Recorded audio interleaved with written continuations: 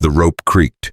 That's what stopped him, not the barn, not the house, not the silence he'd paid $300 for. Just that sound, hemp against wood, slow, deliberate.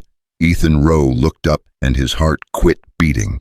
A woman hung from the beam, swaying, tall, bruised, her eyes opened barely and locked on his. In that second, Ethan knew he hadn't bought peace. He'd bought someone else's war. Hit subscribe right now, you'll want to see how this ends. Drop your city in the comments so I can see how far this story travels. Now back to that rope.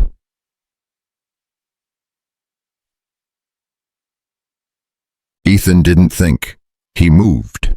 His horse was still slowing when he hit the ground running. The woman's boots scraped air 2 feet up, her body twisting in the wind, hands bound behind her back, noose cutting deep into her throat, blood dried black down her neck. He grabbed her legs, lifting, dead weight, heavier than expected, solid muscle under the dirt and torn clothes. His hunting knife came out. He sawed at the rope overhead, hemp splitting strand by strand.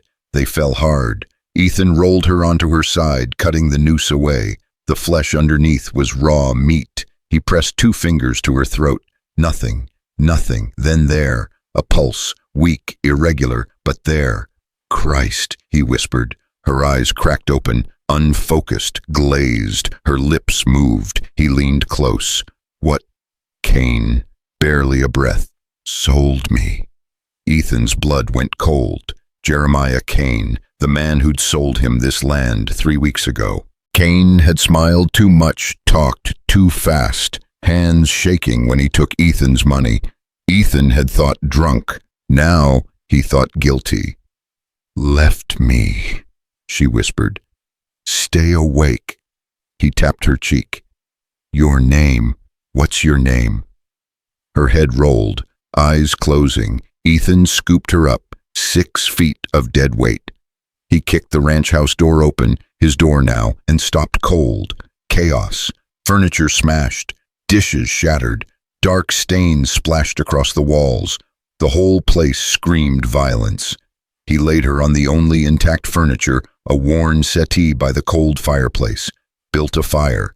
Heated water. Used clean cloth from his saddlebag to wash the rope burns. Her breathing stayed shallow. When he checked her wrists, he found old wounds under the fresh rope marks, healed and reopened. She'd been tied before, many times. What did he do to you? Ethan muttered. He covered her with his bedroll and sat back. Even beaten and unconscious, she looked fierce, square jaw, thick calluses on her palms. This was someone who'd survived things that killed softer people.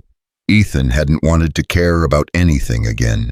3 years of war had burned that out of him. He'd come here for silence, emptiness, a place so remote even God seemed to have forgotten it. Instead, he'd found this. She woke at midnight. Ethan had been dozing in a righted chair, rifle across his lap. Her gasp brought him fully alert. She bolted upright hands, clawing at her throat. Easy. He raised empty palms. Rope's gone. You're safe. She stared at him like he was a ghost. Her chest heaved, fingers pressed against the burns on her neck. Then she looked around the broken furniture, the stains, the chaos, and her face went from confusion to horror. This is Cain's house. Was, Ethan said, mine now. Bought it legal 3 weeks ago. Her laugh came out broken. You bought hell. Learning that, he leaned forward. Your name. She weighed him, measured him. Finally, Clara. Clara Vale. Ethan Rowe. He nodded at the settee. Lie back down. You've been... I know what I've been. Sharp, despite the ruined voice. How long was I up there? Don't know. Found you maybe 6 hours ago. You've been out since. Clara's hand went to her throat. Her eyes went distant. He left me there. Actually left me to die. Cain. Who else? Venom in every word. 3 days ago, men came, creditors. Cain owed half the county, gambling mostly. They wanted payment. She stopped. Her jaw worked. He told them they could have me as collateral, like livestock. Ethan's hands tightened on the rifle. What happened? They laughed, said I was too big to sell, too ugly to keep. One suggested hanging me anyway, for the spectacle. Called me a beast. Clara's voice stayed flat. Dead. Cain agreed, tied my hands himself, put the noose on himself, then rode off with whatever they paid him for this land. $300, Ethan said quietly. That's what I paid. Clara's eyes snapped to his. 300. Another broken laugh. He sold me for maybe 50. You got robbed. Ethan stood, walked to the window. Dawn was hours away, but he could feel it coming. Why'd you cut me down? Clara asked behind him. Most men would have ridden on. I'm not most men. A hero, then? No. He turned. Just someone who's seen enough death. Clara studied him, really looked this time. You were a soldier. Not a question, he nodded. Which side? Does it matter? No, she admitted. War's over. We all lost. Silence. Heavy. Shared. Those creditors, Ethan said. They coming back? Clara's face went hard. Count on it. Cain's debts don't vanish. And now you own this land. How much? 700-800 total. But it's not the money. It's pride. Cain made fools of everyone, borrowed from all, paid back none. 15 men at least would ride out here for a piece of his hide. When they find him gone, they'll take mine instead. Fast learner. Ethan sat heavily. $300, nearly everything he had left. Mustering out pay and his father's watch. He'd bought this land because it was remote, because no one would ask about the nightmares or the shaking hands. He'd bought a war. Leave tonight, Clara said, before anyone knows you're here. Tell the land office Cain sold you a false deed. Cut your losses. And you, she shrugged, winced. I'll manage. I've survived worse. By yourself, against 15 armed men. I've been by myself my whole life, Mr. Rowe. One more fight won't matter. Ethan thought about that, about being alone. He'd been surrounded by thousands in the war and still felt isolated. Alone wasn't about numbers. He'd cut Clara down because seeing her hang was like seeing himself discarded by people who'd used them up. If he rode away now, he'd be no better than Cain. Can't leave, he said. Can't or won't. Both. He met her eyes. I spent 3 years following orders while good people died. I'm done with that. This is my land, my fight. Clara stared. Then something shifted in her face, suspicion becoming something else, something almost like hope. You're either brave or stupid, she said. Can't it be both? The corner of her mouth twitched. When they come, and they will, it won't be pretty. They'll burn this place down before letting you keep it. Then we get ready. You know this land. You know who's coming. I can shoot and fight, but not alone.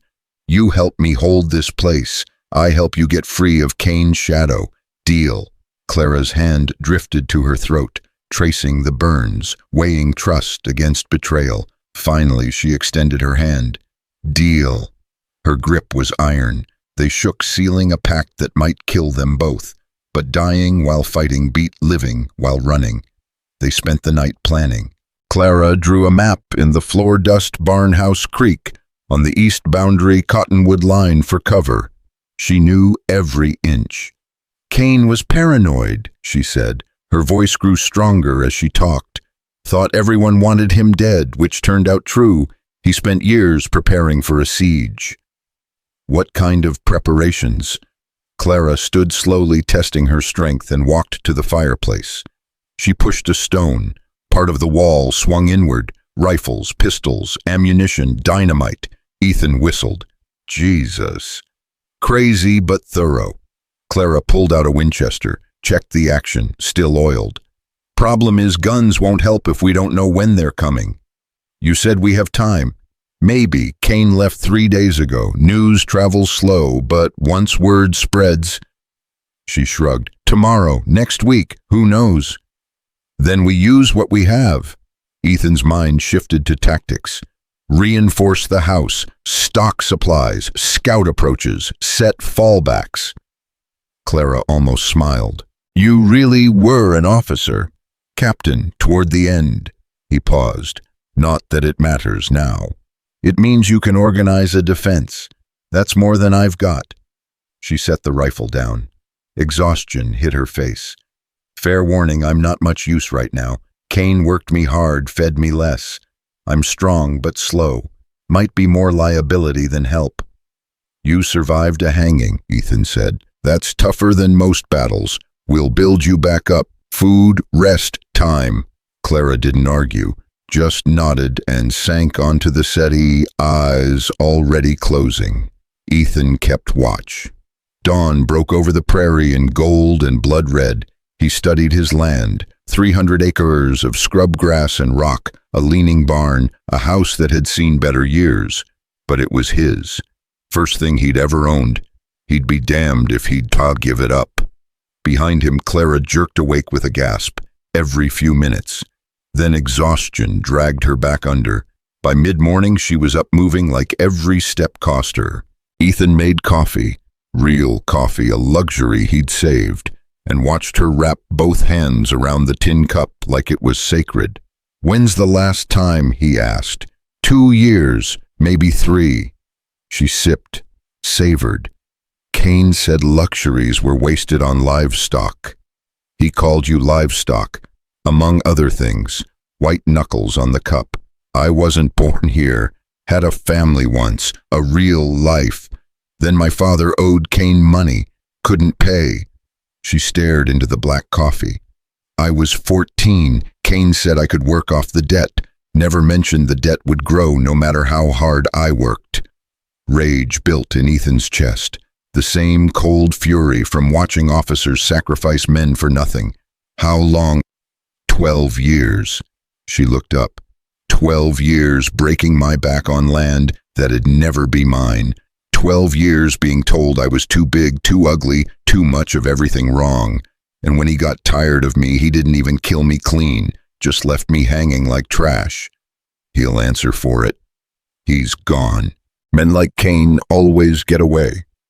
"Not always," Ethan said. "Not if I can help it." Clara studied him over the cup.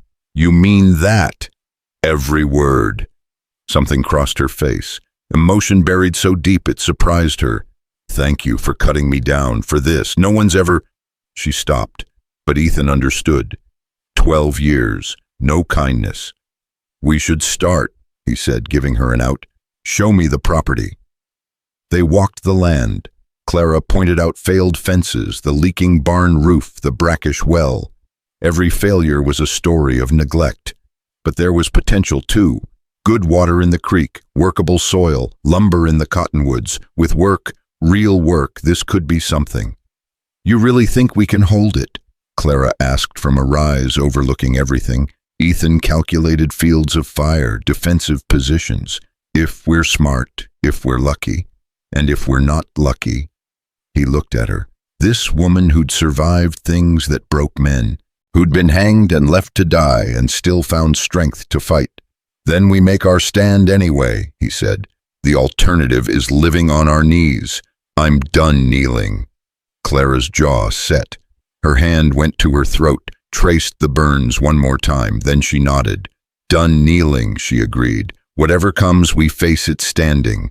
They shook hands again, firm, final, but this time Ethan saw something different in her eyes. The deadness was gone, replaced by something fiercer, purpose. Walking back, Ethan felt it too, that first fragile hope he hadn't felt since before the war. Maybe they'd lose, maybe they'd die trying, but at least they'd die free. The sun was setting when Clara grabbed his arm. "Listen." Ethan froze, then he heard it. Hoofbeats, coming fast. "How many?" he whispered. Clara's face went pale.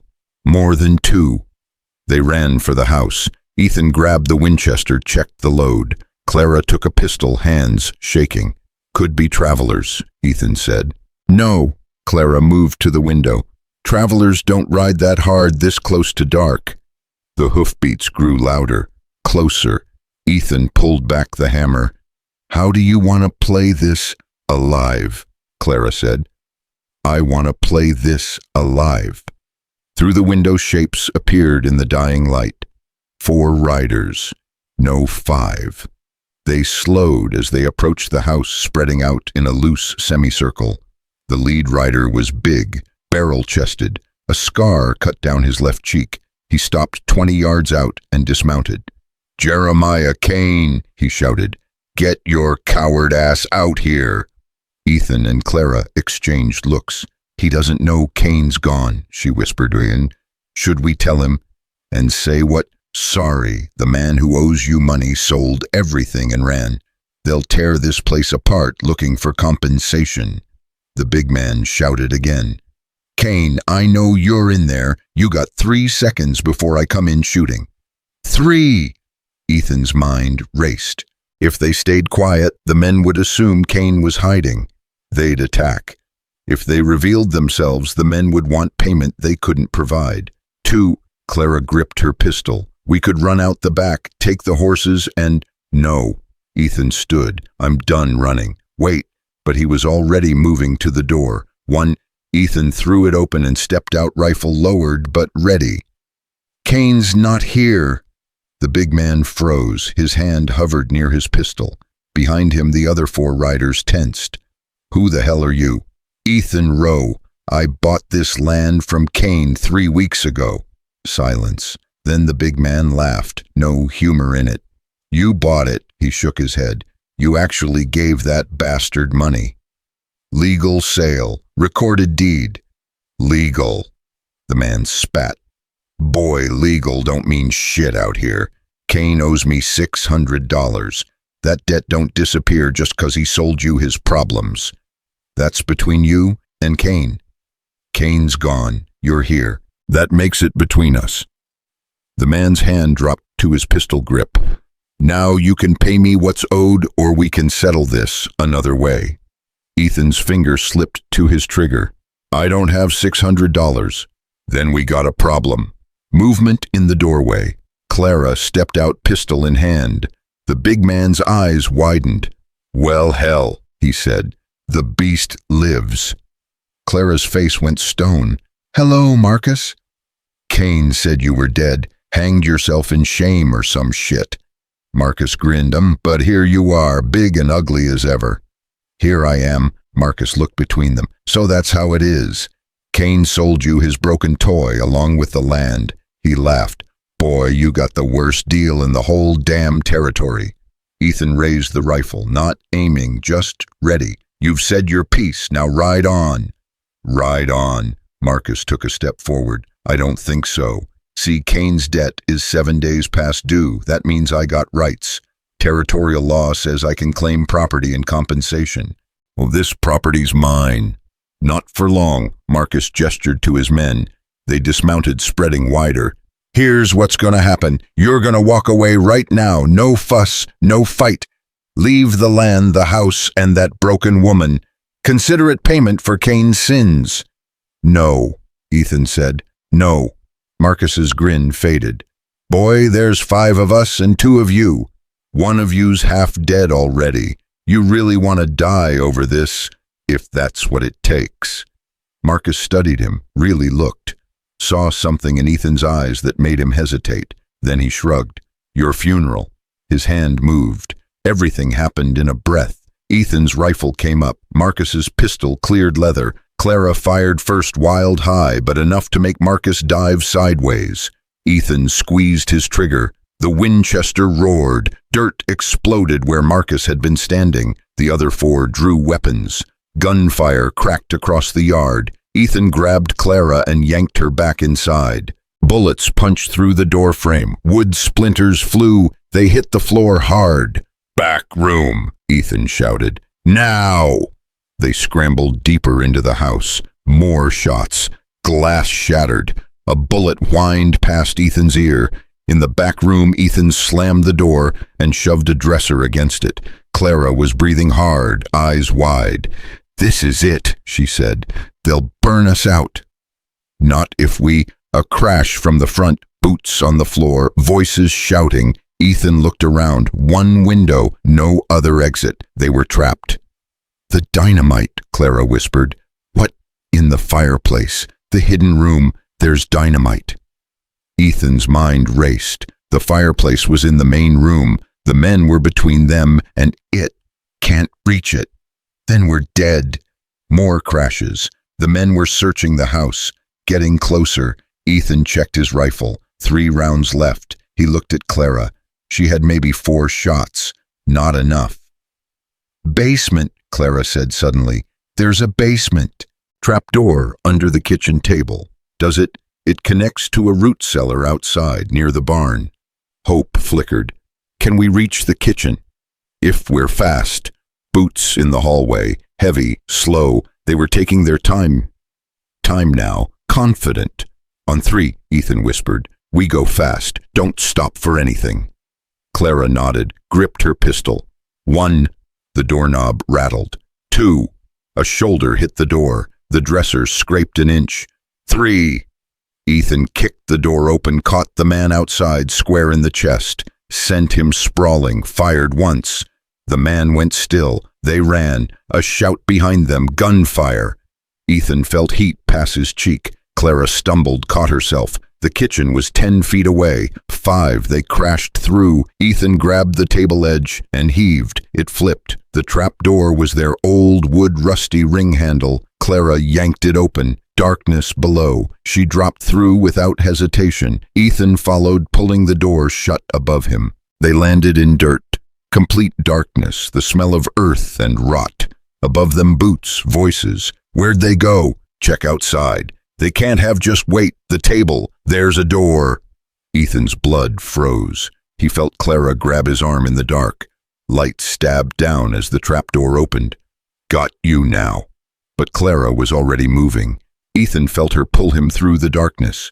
His hands found a dirt wall, roots, a tunnel. They crawled fast, blind, desperate. Behind them, boots on the ladder, a man dropping into the basement. The tunnel sloped up. Ethan saw dim light ahead. They scrambled toward it, the root cellar. Clara pushed through a rotted door, and they spilled out into twilight. The barn was right there. They ran for it. A shout from the house, a shot. Dirt kicked up by Ethan's boot. Inside the barn, Clara went straight for a stall, pulled back hay, revealed a cache. More weapons, more ammunition. "Kane's backup," she gasped. Ethan grabbed a rifle, loaded it, turned to the barn door. 3 men were crossing the yard. Marcus wasn't with them. "Where's their leader?" Ethan asked. "Probably circling. He's not stupid." Ethan aimed through a gap in the barn wall, waited. The first man got within 20 yards. He fired. The man dropped. The other 2 scattered, returning fire. Bullets punched through the barn walls. Clara fired back, covering a different angle. "We can't hold here," she shouted over the gunfire. "The creek! We fall back to the tree line. Too far. It's our only." The barn door exploded inward. Marcus stood there silhouetted by the dying sun, a shotgun in his hands. "End of the line," he said. Ethan swung his rifle around, too slow. Marcus's finger tightened on the trigger. Clara screamed and threw herself sideways into Marcus. The shotgun roared. The blast went wide. Clara and Marcus hit the ground in a tangle. Ethan couldn't get a shot. They were too close. Clara fought like something wild, all desperation and fury. But Marcus was bigger, stronger. His hand found her throat. Ethan reversed his rifle and swung the stock like a club. Caught Marcus across the temple. The big man's eyes rolled. He slumped. Clara gasped for air. Ethan pulled her up. "Can you ride?" She nodded. They ran for the horses, Ethan's, and one of the attackers' mounts. Swung up. Kicked hard.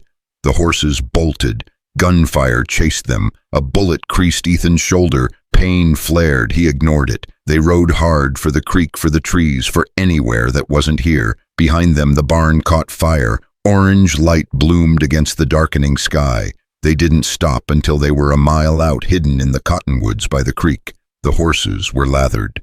Ethan's shoulder bled. Clara shook from adrenaline crash. Ethan looked back. Smoke rose black against the stars. His house, his land, burning. "I'm sorry," Clara whispered. "This is my fault. If I'd just died like I was supposed to—" "Don't!" Ethan's voice was hard. "Don't you dare blame yourself for what those bastards chose to do. But your land is still mine. Deeds in my saddlebag. House can be rebuilt." He looked at her. "We're alive. That's what matters." Clara met his eyes. In the moonlight, he saw tears she refused to let fall. "What now?" she asked. Ethan thought about that. They had some weapons, limited ammunition, no shelter. Winter was coming. They were outnumbered and outgunned, but they were alive, and sometimes that was enough to start with. Now, he checked his rifle.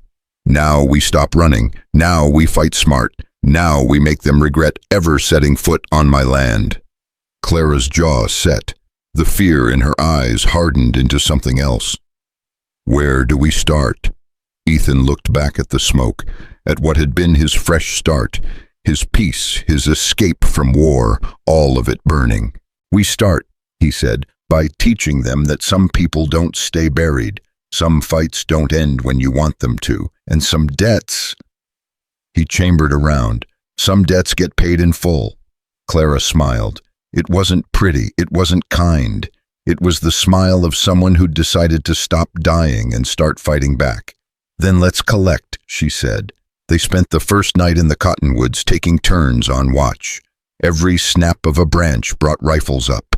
Every rustle in the grass meant danger, but dawn came quiet, just birdsong and the creek running over stones.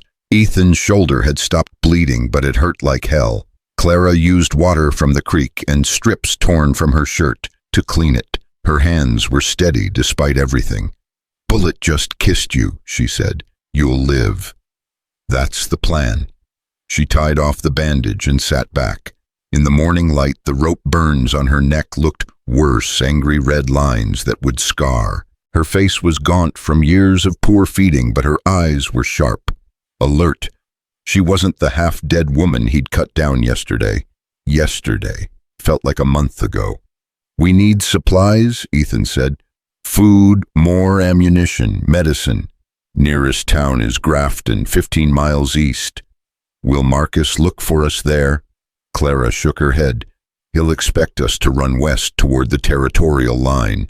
Grafton's the opposite direction. Too obvious." "Good, we go obvious." Ethan stood testing his shoulder. Pain flared, but the arm worked. "We get what we need, come back and figure out how to take our land back. Our land." He looked at her. "You've bled for it same as me. That makes it ours." Something crossed her face. Not quite hope. Hope was still too dangerous, but maybe the shadow of it. She nodded once. They rode slow, staying in low ground where possible. The sun climbed and the day heated up. Ethan kept checking their back trail. Nothing, just empty prairie and wind. "Tell me about Marcus," he said after a while. Clara was quiet so long he thought she wouldn't answer. "Then Marcus Boone runs a ranch north of here, or claims to. Mostly he lends money at rates that guarantee people can't pay back. Then he takes their land, their livestock, whatever they got. Legal, he says. Just business." How'd Kane get mixed up with him? Same way everyone does. Needed money fast, thought he'd pay it back easy. But Kane's luck was always bad and his judgment worse. 6 months ago he borrowed $600. Marcus wanted $800 back by month's end. Ethan whistled. "That's not lending, that's robbery. Out here, it's both." Clara shifted in her saddle. When Kane couldn't pay, Marcus started taking things, tools, cattle. Then he said he'd take me. As payment, as sport. Her voice went flat. "He's got a thing for breaking people, especially women, especially ones who don't fit pretty. I'd heard stories, girls who worked his ranch and came back wrong, or didn't come back at all." Ethan's jaw tightened. Kane was going to let him take you. Kane was going to watch and charge admission. Clara looked straight ahead. "That's when I knew I was dead, either way. So when Kane strung me up, I almost felt grateful. At least it'd be over quick. Except I showed up. Except you showed up." She glanced at him, still not sure if that was luck or a curse. "Ask me again when this is over." They rode in silence after that. The prairie rolled on, forever grass and sky and nothing else. Ethan had grown up in Ohio, where trees crowded close and you couldn't see past the next hill. This openness still unsettled him. Nowhere to hide, nowhere to run, just you and the horizon and whatever came across it. Grafton appeared around noon, a scatter of buildings pretending to be a town. 2 streets, maybe 30 structures total, a general store, a saloon. A church that looked like it lost the argument with weather years ago. A few people moved on the streets, slow and purposeful. "We go in quiet," Ethan said. "Get supplies and leave. Don't talk to anyone we don't have to." Clara nodded, but her eyes were wary. "Towns and me don't mix well. People see me and cross the street, or worse. Let them look. We're not here to make friends." They hitched the horses outside the general store. Inside was dim and cool, smelling of leather and tobacco and coffee. A thin man behind the counter looked up, started to smile, then saw Clara, and the smile died. "Help you." His voice was careful, neutral. "Need supplies," Ethan said. "Ammunition, food, medical supplies." The man's eyes flicked to the bandage on Ethan's shoulder. "You hurt? Hunting accident." "Uh-huh." The man didn't believe it, but didn't push. "What caliber ammunition?" "44-40, and 12-gauge shells if you got them." While the man gathered items, Ethan moved through the store. Grabbed dried beef, hardtack coffee, a tin of peaches, bandages and carbolic, everything they'd need to survive a few weeks rough. Clara stayed near the door, watching the street. Ethan saw how she held herself ready to bolt or fight whichever came first. 12 years of that kind of tension. He wondered if she even knew how to relax anymore. The door opened. A woman entered, middle-aged, well-dressed, carrying herself with the confidence of someone who mattered in a small town. She saw Clara and stopped cold. "My lord," the woman breathed, "you're alive." Clara's face went blank. "Mrs. Henderson, we heard you died," Kane said. The woman stopped, looked Clara up and down, saw the rope burns. Her hand went to her mouth. "Oh, child, what happened?" "I'm not a child, ma'am. Haven't been for a long time." No, of course not." Mrs. Henderson's eyes were wet. "But we thought when Kane said you'd passed, I wanted to do something, but you didn't." Clara's voice was ice. "None of you did. For 12 years. Mrs. Henderson flinched. "We didn't know. Kane said you were his ward, that you were a monster, a beast too big and too ugly to deserve help." Clara took a step forward. The woman stepped back. "You knew. You all knew. You just didn't care. That's not fair." "Fair." Clara laughed. It echoed in the small store. "You want to talk about fair? Where were you when Kane beat me, when he locked me in the barn for days without food, when he—" "Clara." Ethan's voice was quiet, but it cut through. "We need to go." She looked at him. For a moment he thought she'd ignore him, would unleash 12 years of rage on this woman who represented every person who'd looked away. But then she exhaled hard and nodded. "Yes, we do." The shopkeeper had their supplies ready, his face carefully blank. Ethan paid, watched his limited funds dwindle, and gathered everything. Clara was already at the door. "Miss Vale," Mrs. Henderson said, "I am sorry, truly." Clara stopped, but didn't turn. "Sorry doesn't feed me. Sorry doesn't give me back 12 years. Sorry's just a word people use when it's too late to matter." They left Mrs. Henderson standing there, hand still pressed to her mouth. Outside, Clara walked fast toward the horses. Ethan followed, scanning the street. A few people had gathered watching. Word would spread. By nightfall, everyone in the territory would know Clara Vale was alive. "We should move," Ethan said. But Clara was staring down the street. Ethan followed her gaze. A man stood outside the saloon. Average height, weathered face, but there was something in how he held himself. Tension coiled tight. His hand rested near his pistol. "You know him?" Ethan asked. "Ray Hutchins, one of Marcus's men." Ethan's hand drifted toward his own weapon. "The ones from last night?" "No, Marcus has a dozen at least. Ray's one of the worst." Clara's voice was tight. "He was there when Kane made the deal. He's the one who suggested hanging me." Ray started walking toward them, slow, deliberate. "Get on your horse," Ethan said quietly. "He'll shoot me in the back." "Not with all these witnesses. Get on your horse." Clara moved to her mount. Ethan stayed between her and Ray, his hand loose near his pistol. The street had gone quiet. People watched from windows, doorways, waiting for violence the way people always did. Ray stopped 15 feet away. Well, look at this. The beast didn't die after all. Walk away, Ray, Ethan said. Ray's eyes shifted to him. Who the hell are you?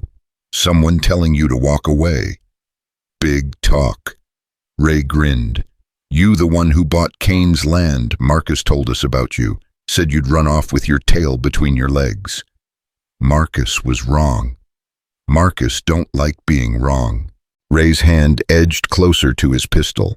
He sent me to town for supplies, didn't expect to find bonus work. No work here, just 3 people about to part ways, peaceful. Ray looked at Clara. Marcus wants her back. Says she's part of the debt settlement. I bring her in, I get $50. His grin widened. I bring her in dead, I still get 50. Your choice, which? Ethan felt the moment crystallize. The street, the sun, the tension pulling tight as wire. He'd been here before, different street, different war, same feeling of inevitability. You draw that pistol, Ethan said. You'd better not miss. Big talk from a... Ray went for his gun. Ethan was faster. His pistol cleared leather and fired while Ray's was still rising.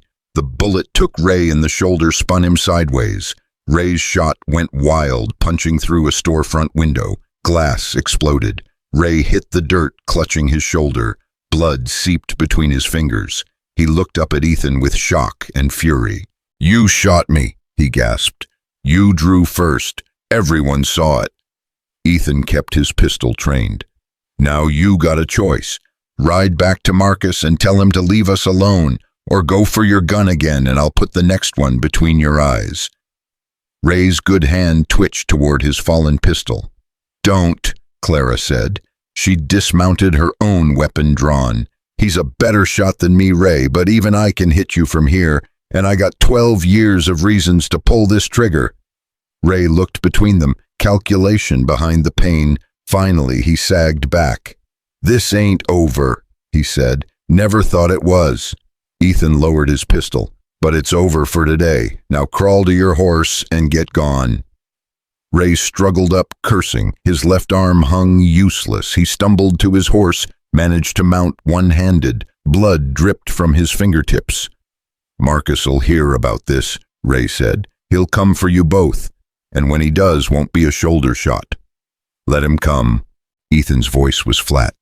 We'll be ready. Ray spurred his horse and rode north, swaying in the saddle. Ethan turned. The whole town was watching. Mrs. Henderson stood in the store doorway, eyes wide. Others peered from windows. A few men had gathered near the saloon. We need to leave, Clara said. Now. They mounted fast and rode out south, then circled west once they were out of sight. Put distance between them and Grafton, between them and Ray's bleeding trail north. After an hour, Clara finally spoke. You should have killed him. Probably. Now he'll tell Marcus everything. Where we are, that we're armed, that we're not running. I know. So why didn't you? Ethan thought about that. About the war, about all the men he'd killed, some because he had to, some because orders said to, some because in the chaos of battle you stopped thinking and just pulled triggers. I've killed enough men, he said finally. Don't need to add more unless there's no other choice. Clara was quiet. Then, you're either the best man I've ever met or the stupidest. You said that before. Still true, but there was something in her voice. Not quite warmth, but not ice either. They rode until dusk, then made camp in a dry wash, where they could see anyone approaching. No fire, cold dinner from their supplies. The stars came out thick and bright like someone had spilled diamonds across black velvet. What's the plan? Clara asked. She sat with her back against the washbank rifle across her knees. We can't take them head on. Marcus has too many men. So we make it expensive. Every time they come at us, we make them pay, make them bleed, make them question if it's worth it. Guerrilla tactics. Ethan nodded. Hit and fade, ambush, sabotage. Make them scared to sleep. You did this in the war? Different war, same principles. Clara considered that. We'll need help. 2 people can't hold territory against a dozen. You know anyone who'd help? She laughed bitterly. Help me, I'm the town monster. Remember the beast Cain kept in his barn? You're not a beast. Tell that to everyone who crossed the street when they saw me coming. Ethan studied her in the starlight, saw past the bruises and the rope burns to the person underneath. Someone who'd survived hell and came out harder, sharper, but not broken. Not yet. Then we do it ourselves, he said. 2 people, 2 rifles, 1 chance. That's not much of an army. David beat Goliath with less. Clara snorted. David had God on his side. Maybe we do too. You believe that? Ethan looked up at the stars, thought about all the prayers he'd heard. In the war, men begging God to spare them, to save them, to make sense of the senseless. He'd stopped praying after the 3rd battle, figured if God was watching, he wasn't listening. No, he admitted, but I believe in us, in you, in the fact that you survived 12 years of what should have killed you. That's got to count for something. Clara was silent for a long time. When she spoke, her voice was rough. No one's ever believed in me before. Then it's about time someone started. She turned away, but not before Ethan saw her wipe her eyes. They sat in silence after that, listening to the night sounds. Coyotes in the distance, wind through grass, the quiet breathing of their horses. We should sleep, Ethan said finally. I'll take first watch. Wake me in 3 hours. 4. You need the rest more. Clara looked like she'd argue, then nodded. She curled on her side, using her saddle as a pillow. Within minutes, her breathing evened out. Ethan kept watch. His shoulder throbbed, but he ignored it. Pain was just information. It told you that you were alive, that there was still something worth protecting. He thought about the land, his $300 burning in that barn. Everything he'd saved, everything he'd hoped for, gone. But strangely, he didn't feel the loss as much as he'd expected. The land was still there, the deed was still legal, and now he had a reason to fight for it that went beyond just owning something. He had Clara, not romantically, nothing like that, but she was his responsibility now. He'd cut her down from that rope, and that made her his to protect. And maybe in protecting her, he'd find a way to forgive himself for all the people he couldn't save in the war. Dawn came cold and gray. Clara woke before Ethan could shake her, instantly alert. They ate quick dried beef and water and saddled up. Where to? Clara asked. Back toward the land. Time to scout what we're dealing with. They approached from the south, moving slow and careful. Smoke still rose from the barn, just embers now, but enough to mark the location. From a ridge a half-mile out, they could see the ranch, or what was left of it. The barn was gone, just blackened beams and ash. The house still stood, but the door hung open and windows were smashed.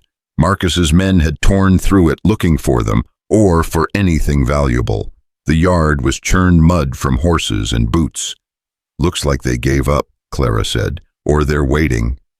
Ethan scanned the property through narrowed eyes. Set up an ambush in case we come back. So what do? We watch, we wait, we learn their patterns. They spent the day observing. Around noon, 2 riders appeared from the north. Marcus's men, judging by how they moved, confident, careless. They dismounted at the house, went inside, came back out with items they'd missed the first time. A chair, some tools. Then they left again, heading north. They're looting, Clara said, taking anything worth selling. How often will they come back? Until there's nothing left. She paused. Or until we stop them. As the sun dropped toward the horizon, 3 more riders appeared. These ones were different, alert, armed, moving in a pattern. Sentries. Marcus is setting up a perimeter, Ethan said. He knows we're out here. He's protecting his claim. So the land's his now. Not legally, but law doesn't reach this far out. Possession's 9/10 and he's got possession. Clara's jaw set. Then we take it back. Not yet, not head on. Ethan thought fast. but we can make them uncomfortable, make them waste resources. How? Their horses. Marcus's men can't guard property without mounts. We scatter their horses, they're stuck on foot. Clara smiled. It wasn't pleasant. When tonight, soon as it's full dark. They waited. The sun set. The sentries lit a fire by the house. Stupid move, Ethan thought. Fire ruined night vision. They were relying on being too many for anyone to challenge. About to learn different. When full dark came, Ethan and Clara moved in on foot, left their horses a mile back, crept through the grass like ghosts. The war had taught Ethan how to move silent. Clara learned fast. The sentries had relaxed. 3 men sitting around the fire passing a bottle. Their horses were picketed nearby, 6 animals total. No guard on them. Why would there be who'd be crazy enough to raid Marcus Boone's men? Ethan circled wide. Clara went the other direction. They'd planned it simple. Cut the picket ropes, make noise, scatter the horses. In the confusion, disappear. Ethan reached the horses, drew his knife, started sawing through the first rope. The horse shifted but didn't spook, used to people. Second rope, third. From the other side, Clara worked the remaining 3. Then one of the sentries stood. I'm going to check the horses. Ethan froze, looked across the picket line, caught Clara's eye. She nodded. The sentry walked over, hand on his pistol. Something's got them. Clara stepped out of the darkness and cold-cocked him with her pistol butt. He dropped like a stone. The other 2 sentries jumped up. What the? Ethan fired his pistol in the air. The horses screamed and bolted ropes, cut running wild. Ethan slapped the nearest one on the rump and it kicked out, catching one of the sentries in the chest. The man flew backward into the fire, scattering embers. Chaos. Ethan and Clara ran, behind them shouting, one shot wild and high. They hit the grass and disappeared into darkness. A quarter-mile out, they stopped, listened. More shouting back at the ranch, cursing, someone screaming about his burned leg. Clara was breathing hard, but she was grinning. That felt good. That was the easy part. Ethan started moving again. Now comes the hard part. What's that? Not getting caught. They made it back to their horses and rode west, putting distance between them and the chaos. Didn't stop until they were 5 miles out, hidden in a copse of scrub oak. How long before they get organized? Clara asked. Depends. If they've got spare horses nearby, a few hours. If not, they're walking back to Marcus's ranch. That's 15 miles. Call it tomorrow afternoon before he can send reinforcements. Good. Clara checked her pistol, reloaded the spent round. Gives us time. Time for what? She looked at him.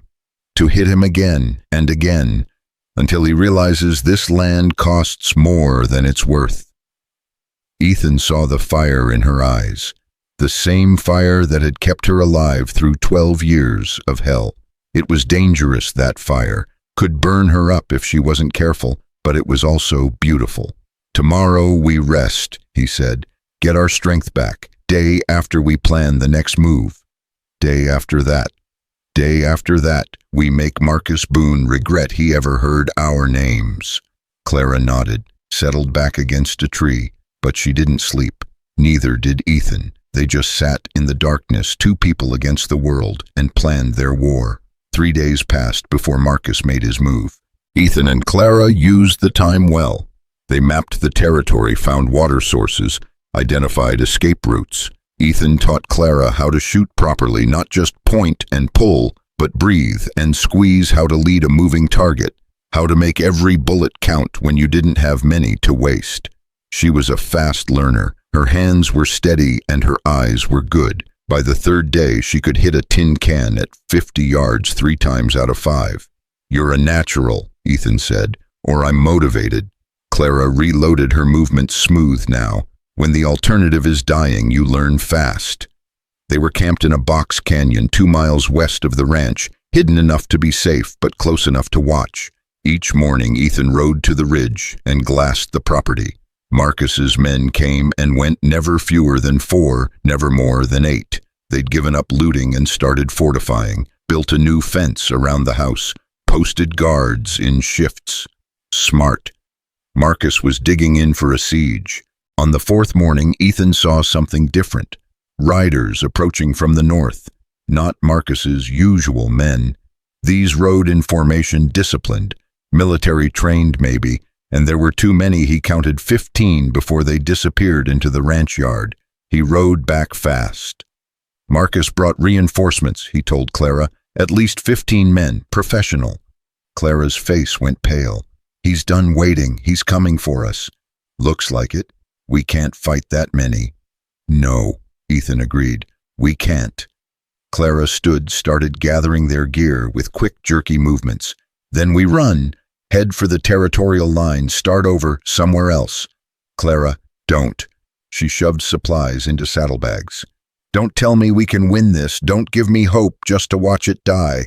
I've had enough dying. I wasn't going to say we can win. She stopped, looked at him. I was going to say we can survive, Ethan continued. There's a difference. Winning means taking back the land, living there peaceful. Surviving just means staying alive long enough to find another way. What other way? Marcus owns half the territory. Everywhere we run, he's got reach. Not everywhere. Ethan had been thinking about this. There's a fort, Fort Kearney, about 40 miles southeast. Army post. Marcus can't touch us there. The army won't care about us. They'll care about territorial law, about deed fraud and attempted murder. Ethan pulled out the deed from his saddlebag. This is legal, recorded. Marcus is trying to steal property from a Union veteran. Army might not help us fight, but they'll make sure we get a fair hearing. Clara stared at the deed like it was a snake. You really think paper matters out here? I think it's the only thing that does matter. Without law, we're just animals fighting over scraps. With law, we've got a chance. She wanted to argue. He could see it in her eyes, but she also wanted to believe. Wanted to think that maybe, just maybe, the world had some justice left in it. 40 miles, she said. That's 2 days hard riding. Marcus will track us. Let him try. Ethan started saddling his horse. We've got a head start, and we know this country now. We can make it. They rode out within the hour, pushing the horses hard. The terrain was rough, broken land, full of gullies and dry washes. Good for losing a trail, bad for making time. By evening, they'd covered maybe 20 miles. Ethan wanted to keep going, but the horses were done. They made camp in a dried-up creek bed, no fire-cold food again. You think they're following yet? Clara asked. They'll wait till morning, pick up our trail in daylight. How long till they catch us? Ethan did the math. Marcus's men had fresh horses, knew the land, and outnumbered them 7-1. Tomorrow afternoon, maybe evening if we're lucky. Clara checked her rifle for the 10th time. What happens when they catch us? We don't let them. Ethan, we don't let them, he repeated. We've got 20 miles left. We ride hard. At first light, we can make the fort by noon. And if we can't, he met her eyes. Then we make our stand, find good ground, and make them pay for every inch. Clara nodded slowly. Her hand drifted to her throat, touched the healing rope burns. I'm not going back. Whatever happens, I'm not going back to being property. You won't, I promise you that. Don't make promises you can't keep. I'm not. Ethan's voice was iron. I've seen men die for a lot less than freedom. If it comes to it, I'll die for yours. Gladly. Something shifted in Clara's expression. She opened her mouth, closed it, then finally said, Why would you die for me? You barely know me. I know enough. I know you're strong. I know you're brave. I know you survived things that would have broken anyone else. He paused. And I know that if I walk away from you now, I might as well have left you hanging in that barn. Because what's the point of surviving if you don't stand for something? Clara's eyes were wet. She looked away fast, wiping them with the back of her hand. You're a damn fool, Ethan Rowe. So you keep saying. And I'm a damn fool for believing you. Then we're well matched. They sat in silence. Above them, stars wheeled across the sky. Somewhere in the distance, a coyote called. The sound was lonely and wild and somehow perfect. Get some sleep, Ethan said. I'll take first watch." This time Clara didn't argue. She was learning to trust him, or maybe just learning that sometimes you had to trust someone or die alone.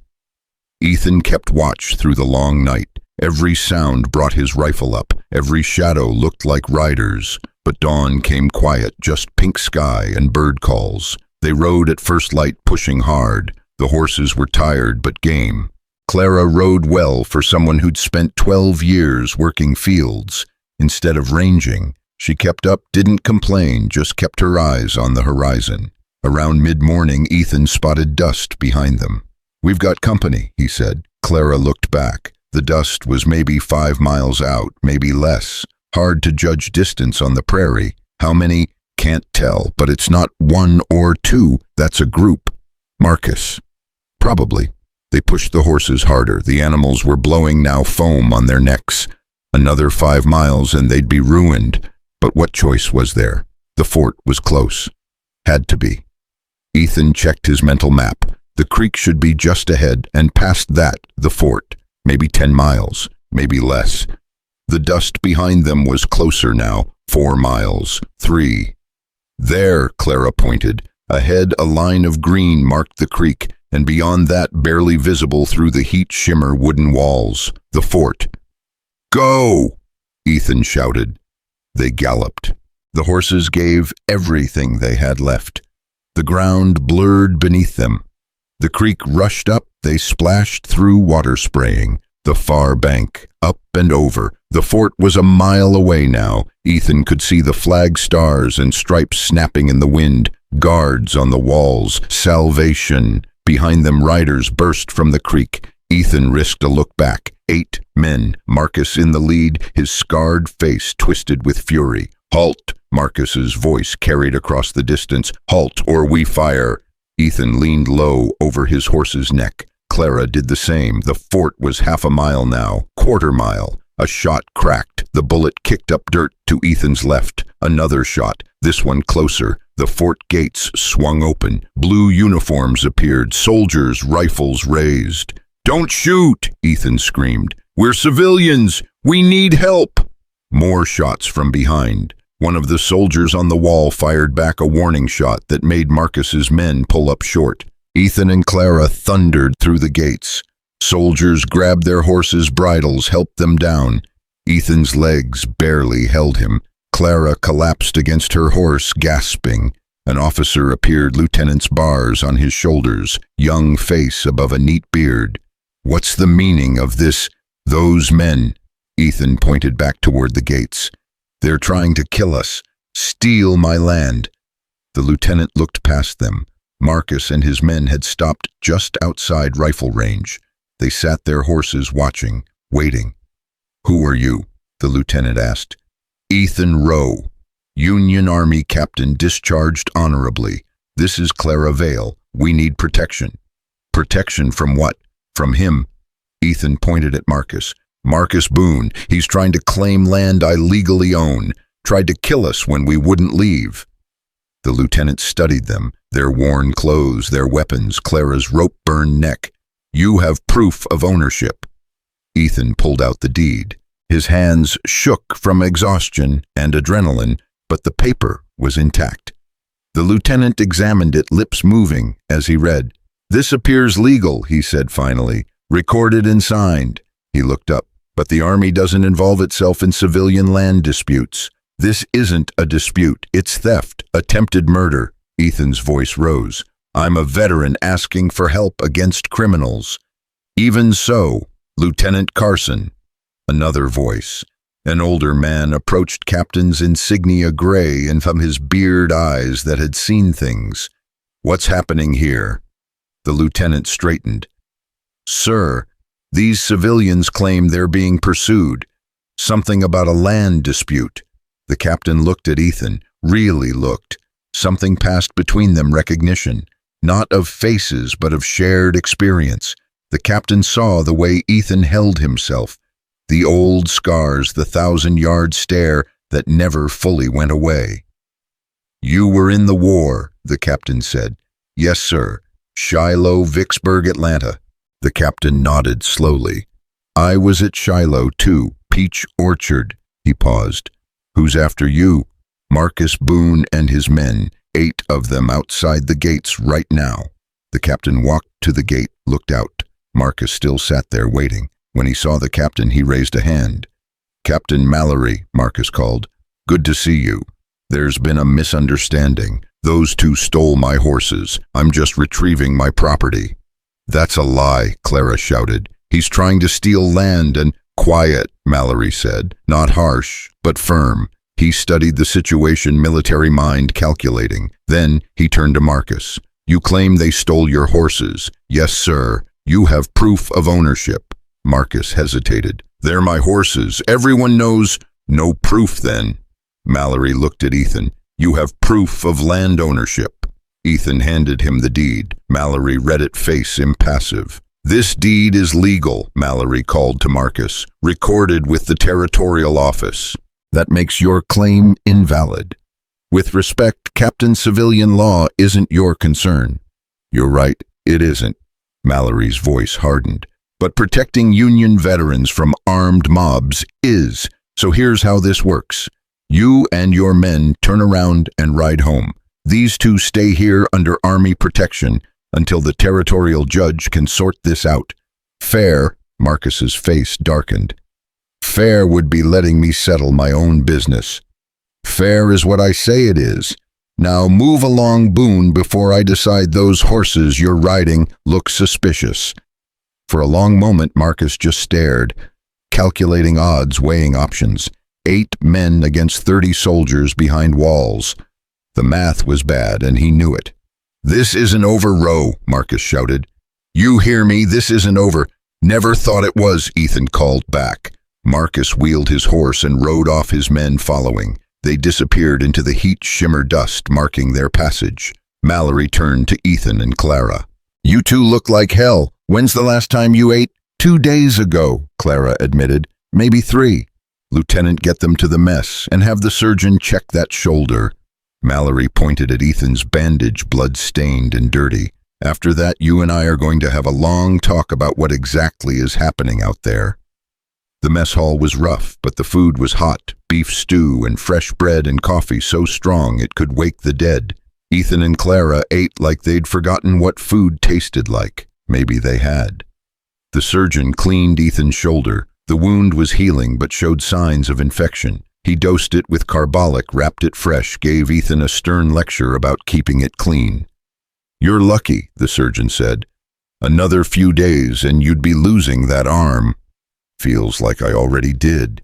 It'll heal. Give it time. Time, funny concept. 3 weeks ago, Ethan had all the time in the world.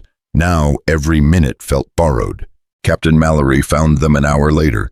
He carried a pot of coffee and 3 tin cups, pulled up a chair without asking. Now, he said, pouring, tell me everything. So they did.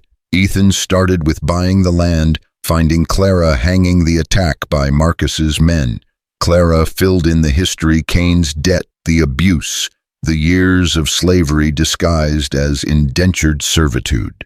Between them, they painted a picture of systematic cruelty and corruption. Mallory listened without interrupting. His face stayed neutral, but his hands tightened on his cup when Clara described the hanging. And Marcus claims he has legal right to this land, Mallory asked when they finished. Claims Cain's debt makes it his, but debt doesn't transfer ownership. The deed's legal. It is. I checked. Mallory sipped his coffee. Problem is, the territorial judge won't be here for another month. He rides a circuit. By the time he arrives, Marcus could have done a lot of damage. So what do we do? Clara asked. You stay here under Army protection. Mallory looked at Ethan. I can't send soldiers to guard your land. That's civilian business, but I can keep you safe here until the judge arrives. And after that you present your case. Judge rules in your favor, you get your land back. Marcus will have to accept it or face federal charges. It sounded simple, too simple. Ethan could see Clara thinking the same thing. Marcus won't wait a month, Clara said. He'll burn the land, kill anyone who might testify, and disappear the evidence. Possibly, Mallory admitted, But what's the alternative? 2 civilians against Marcus's small army. That's not a fight. That's suicide. It's our land, Ethan said quietly. If we don't defend it, we lose it. Simple as that. Mallory studied him. You willing to die for dirt and grass? I'm willing to die for the principle that a man's property is his own. That strength doesn't make right. Ethan leaned forward. I spent 3 years fighting for that principle, Captain. I'm not about to abandon it now. Something flickered across Mallory's face. Respect, maybe, or memory. I admire the sentiment, but admiration won't stop bullets. No, but proper planning might. What are you proposing? Ethan thought fast. An idea was forming, dangerous, probably stupid, but maybe their only shot. Marcus has numbers. We've got law on our side. What if we combine them? How? You said you can't send soldiers to guard civilian land. But what if it wasn't civilian land? What if it was army land? Mallory frowned. I don't follow. The army needs outposts, supply stations between forts. What if I lease my land to the army for that purpose? Then it becomes federal property. And threatening federal property is a federal crime, Mallory finished. His eyes sharpened. That's creative thinking, Captain. Will it work? Maybe. I'd need approval from command. But in the meantime... Mallory smiled slowly. In the meantime, I could send a patrol to survey the land for potential use. Say a dozen soldiers, armed, just happening to be in the area. Hope flared in Ethan's chest. When could they leave? Tomorrow morning. Takes a day to get there, a day to survey, a day back. Call it 3 days. Mallory looked at Clara. You'd need to go with them. Show them the property boundaries. Clara straightened. I can do that. It's not an escort. The soldiers are there to survey, not protect. If Marcus attacks, they'll defend themselves, but they're not your private army. Understood. And Rowe, Mallory turned to Ethan. You stay here. That shoulder needs rest, and you're no good to anyone dead from infection. Ethan wanted to argue, wanted to say he'd fought through worse, but the truth was his shoulder hurt like hell, and he was running on fumes. If he pushed too hard now, he'd be useless when it really mattered. All right, he said. But Clara goes armed and she comes back. Those are my terms. Fair enough. Mallory stood. Get some rest, both of you. Tomorrow we start setting this right. They were given a room in the barracks. Separate quarters, small but clean. Ethan lay on a real bed for the first time in weeks, and felt his body almost weep with relief.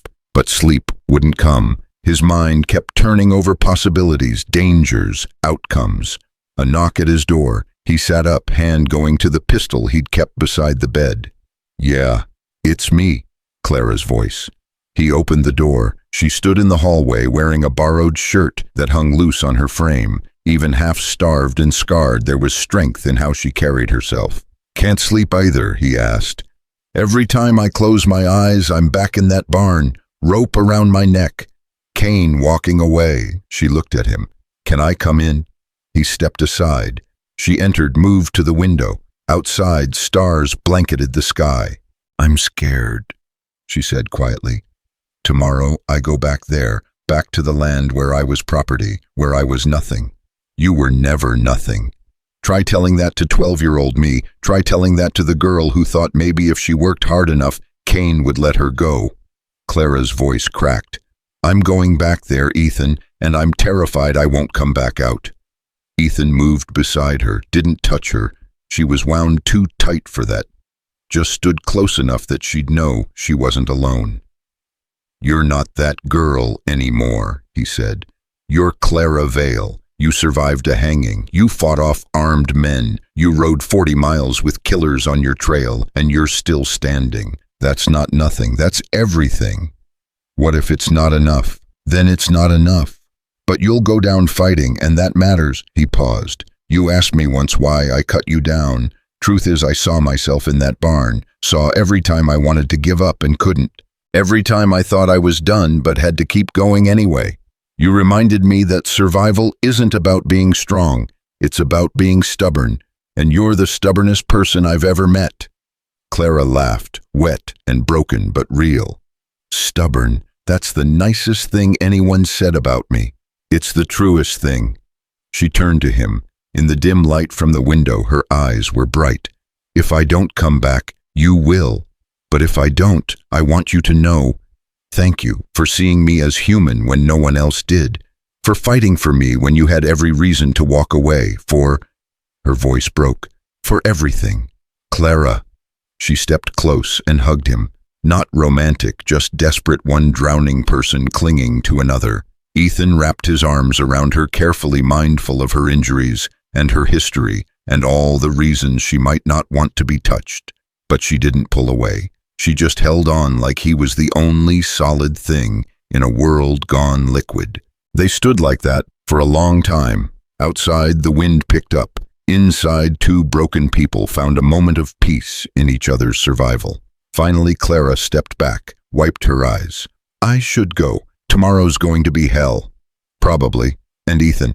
When I get back, if I get back, we're settling this. Marcus, the land, all of it. No more running. No more running, he agreed. She left. Ethan listened to her footsteps fade down the hallway. Then he lay back on the bed and stared at the ceiling until exhaustion finally dragged him under.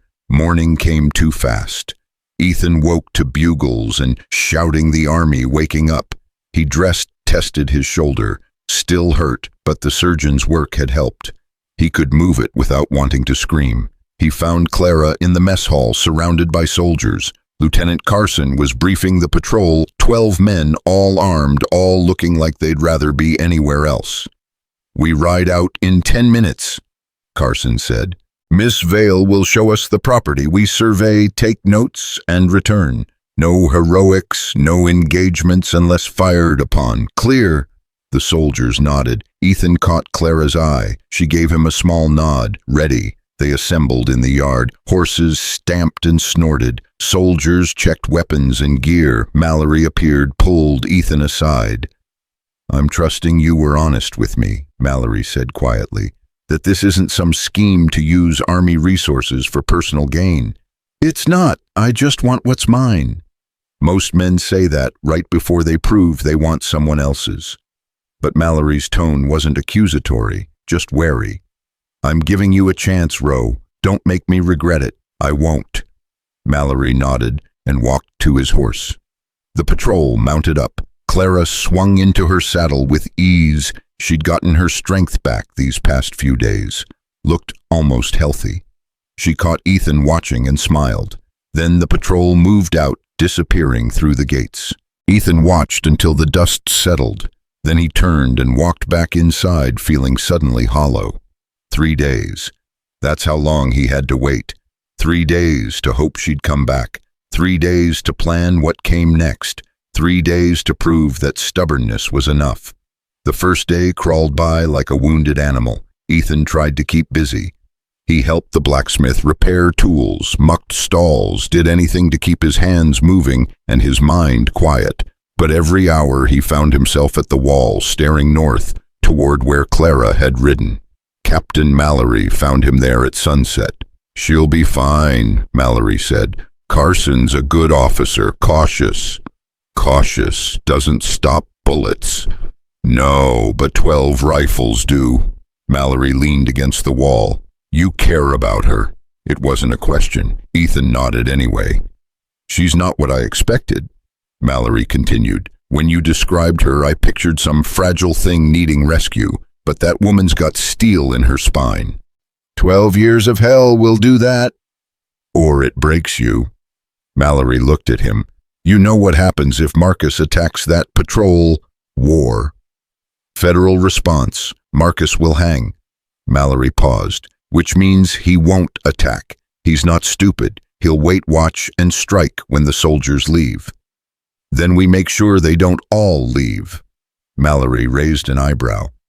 Explain. You need an outpost. I need protection. We formalize the lease. Station soldiers there permanent. Makes Marcus's move impossible.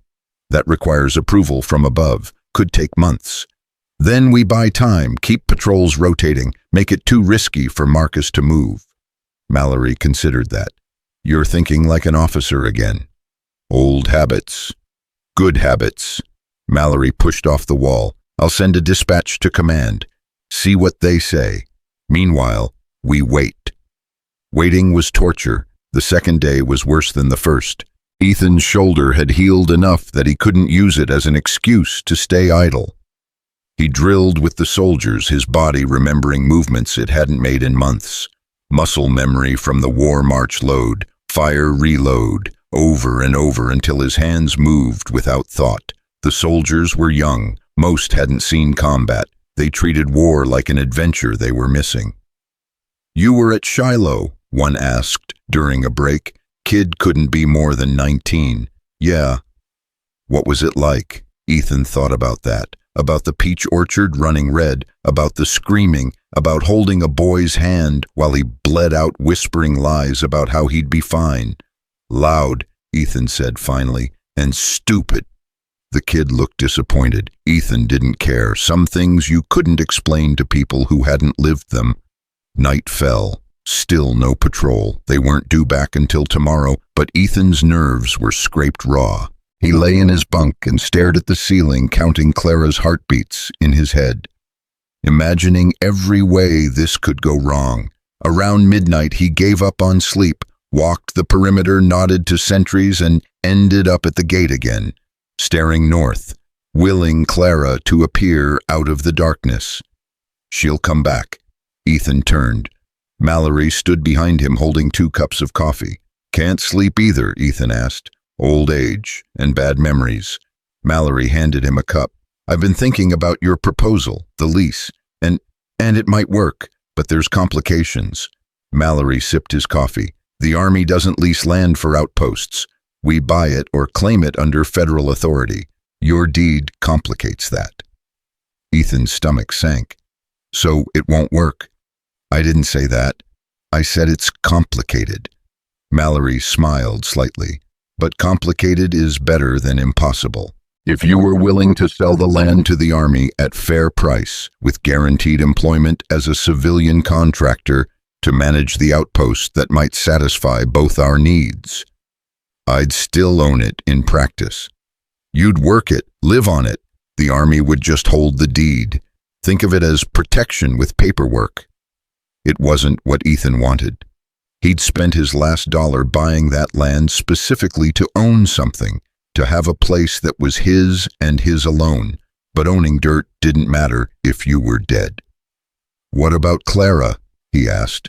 What about her? She works the land too, has for 12 years. That worth anything? Mallory's face softened. In a fair world, yes. In this world, he shrugged. I can hire her same as you. Civilian contractor. It's not ownership, but it's honest work and honest pay. She'd be free as any of us are. Ethan thought about Clara's face when she talked about being property, about 12 years of being owned. This wasn't perfect, but it was something. It was a start. I'll need to ask her, he said. Of course, when she gets back. Mallory finished his coffee, which should be tomorrow afternoon if Carson kept to schedule. And if he didn't, then I send a second patrol to find the first. Mallory's voice was firm. I don't leave soldiers behind Rowe, or the people they're protecting. Ethan nodded, grateful. They stood in silence, 2 veterans who understood that some promises mattered more than orders. The third day broke cold and gray. Clouds hung low, promising rain. Ethan was at the gate before breakfast, scanning the northern horizon. Nothing. He forced himself to eat, forced himself to wait. Noon came and went. Still nothing. By mid-afternoon, Mallory was assembling a second patrol. Ethan was checking weapons when the shout came from the wall.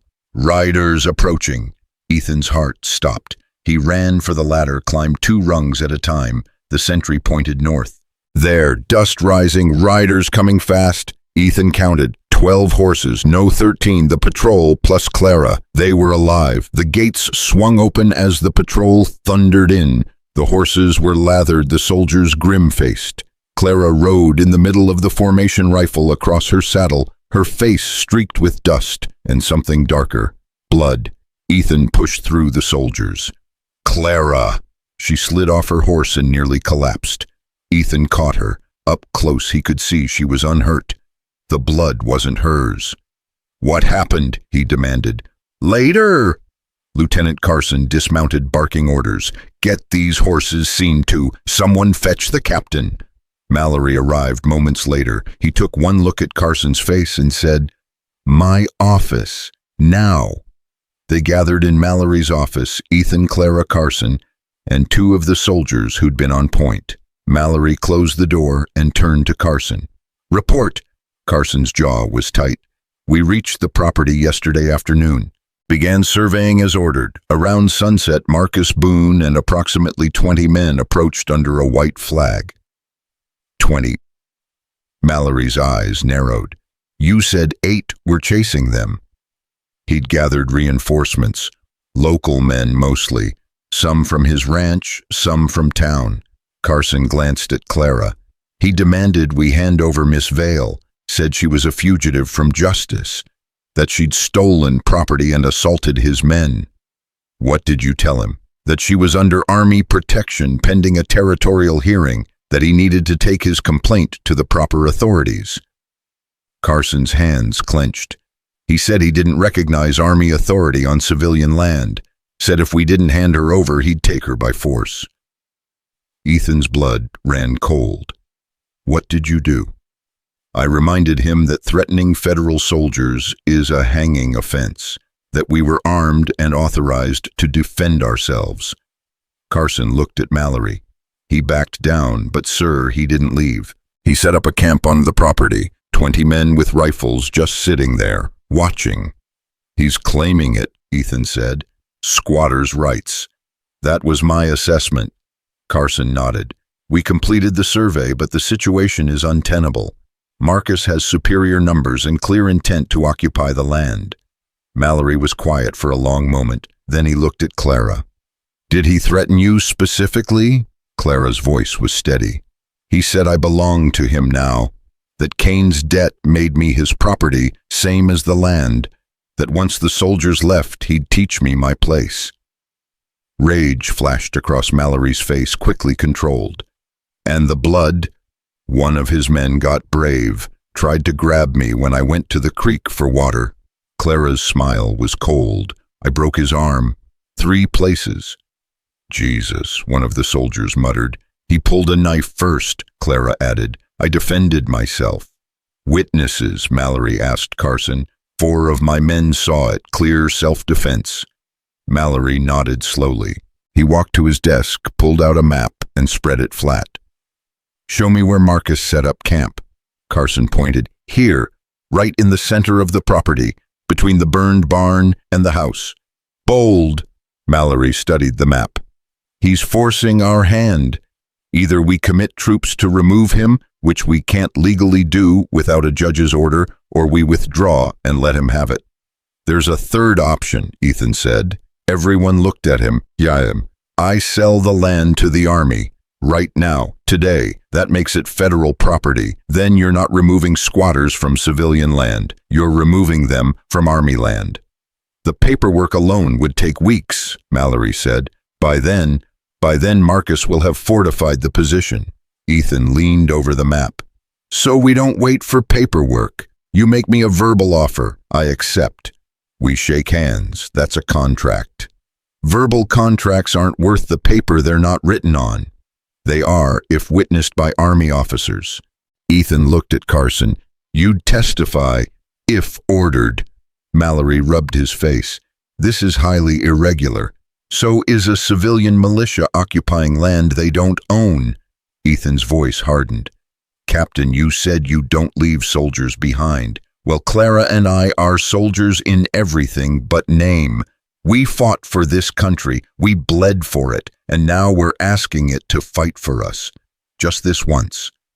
Mallory met his eyes. Something passed between them. Old pain, old duty, old promises made to men who didn't live to see them kept. All right, Mallory said quietly. Here's what we'll do. I'll draft a letter of intent to purchase. You'll sign it. Carson and his men will witness. That gives us legal cover, thin cover, but cover, to treat the land as pending federal acquisition. And Marcus, I'll send him a formal notice. He has 24 hours to vacate or face federal charges for occupying government property. He won't leave, Clara said. I know. Mallory's smile was grim. Which is when I stop asking and start telling. I've got 40 soldiers here. Marcus has 20 civilians with guns. Those are good odds. People will die, Ethan said. Maybe, or maybe Marcus is smart enough to see he's outgunned and outmaneuvered. Mallory pulled paper and pen from his desk.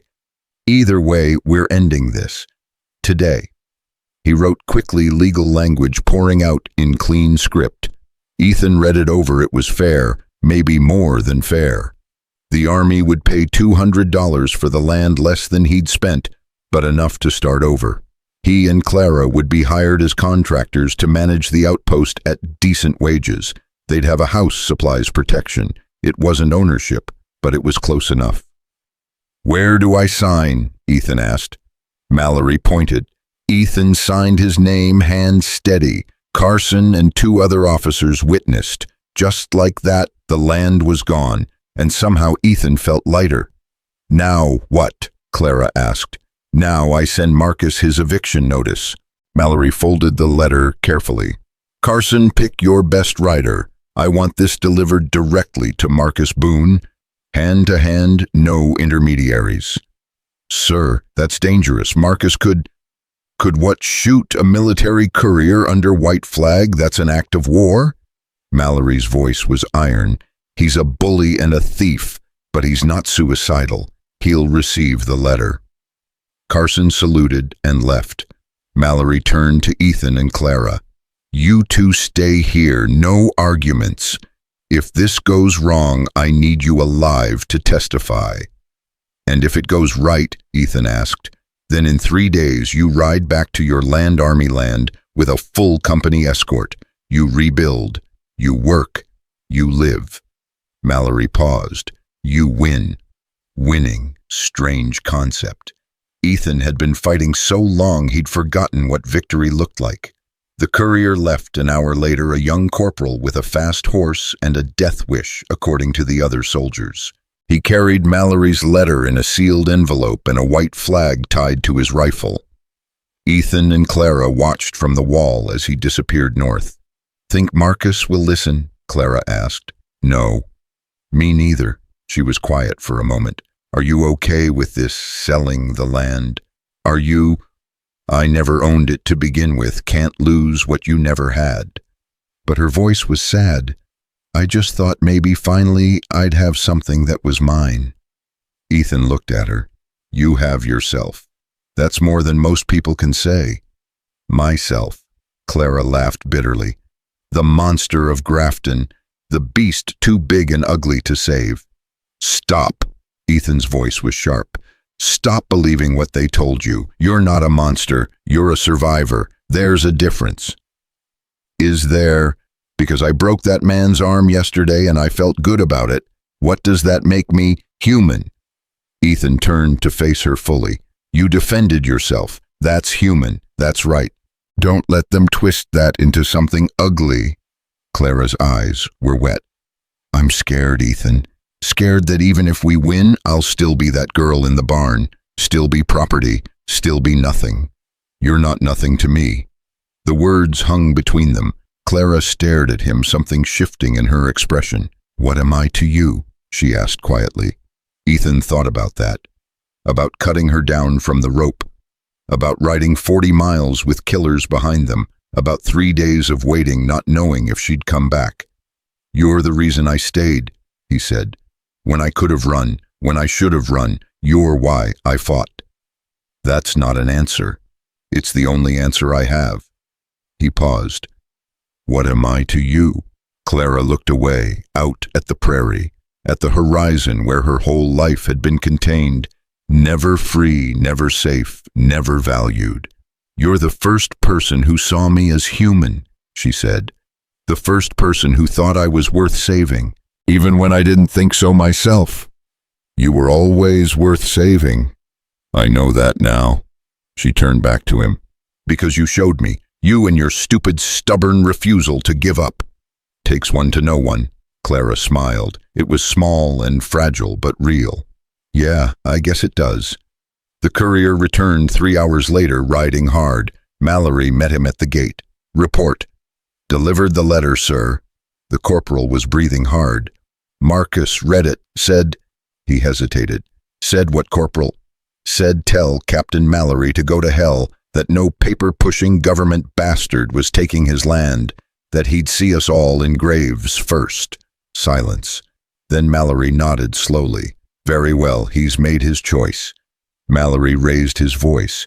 Sergeant, assemble the men. Full kit. We ride in 30 minutes. The fort exploded into activity. Soldiers running horses, being saddled, weapons being checked. Ethan felt the old familiar tension, pre-battle energy, that electric feeling before everything went to hell. I'm coming with you, he told Mallory. No. That's my land. I have a right. You have a right to stay alive. Mallory's face was hard. You're not a soldier anymore, Rowe. You don't take orders and you don't have backup. You ride into this fight, you're a liability. I can shoot, I can fight. And if you die, who testifies about Kane, about the hanging, about everything Marcus did? Mallory shook his head. You want to help stay here, keep Miss Vale safe, let the army do its job. It went against every instinct Ethan had. But Mallory was right. He'd been a soldier once. Now he was something else, something that mattered more. A witness, a survivor, a man building something instead of destroying it. All right, he said, but you bring Clara's land back. You hear me? You bring it back. I'll bring it back. You have my word. Mallory walked away, shouting orders. Ethan found Clara watching from the barracks door. They're going without us, she said. Yeah, I hate it. Me too. They stood together as the company formed up. 40 soldiers armed and mounted, ready for war. It was a small force, but disciplined, trained deadly. Mallory rode to the front. He looked back at his men, at the fort, at Ethan and Clara, watching from the barracks. Forward, he shouted. The company rode out. Ethan watched them go, dust rising, hoofbeats fading. Then there was silence. How long? Clara asked. A day to get there. However long it takes to dislodge Marcus, a day back. Ethan's jaw tightened. 3 days, maybe 4. And if something goes wrong, then we'll hear about it. Probably from Marcus riding back in triumph. Clara's hand found his, squeezed once. Thank you. For what? For believing we'd get this far. I sure as hell didn't. Ethan squeezed back. We're not there yet. No, but we're close. She looked at him. And whatever happens, I'm glad I met you. Glad you cut me down. Glad we fought. Even if we lose, especially if we lose. Clara's smile was sad. Better to lose fighting than win by surrendering. They waited. That's all they could do. The fort felt empty with 40 soldiers gone. The remaining guards were tense, watching the horizon like they expected Marcus to appear any moment. Ethan kept busy, fixed things that didn't need fixing, helped the cook, drilled with the remaining soldiers even though his shoulders screamed. Anything to keep his mind off Clara's land, his land, the army's land, their land, and what might be happening there. Night fell, then another day, then another night. On the 3rd day, just after dawn, the shout came. Riders approaching. Ethan ran for the wall, his heart pounded. Please, he thought, please let them be ours. The riders appeared through morning mist. Uniforms, soldiers, they were back. The gates opened. The company rode in, tired but intact. Ethan counted them frantically. 40 left, 40 returned. No casualties. Mallory dismounted, saw Ethan, and nodded once. It's done, Mallory said. The land is secure. Ethan's knees nearly gave out. Marcus, gone. He saw 40 rifles and decided discretion was the better part of valor, packed up his men, and rode out. Mallory smiled grimly, but not before I made him sign a statement. Witnessed, notarized. acknowledging the Army's legal claim and forfeiting any interest in the property.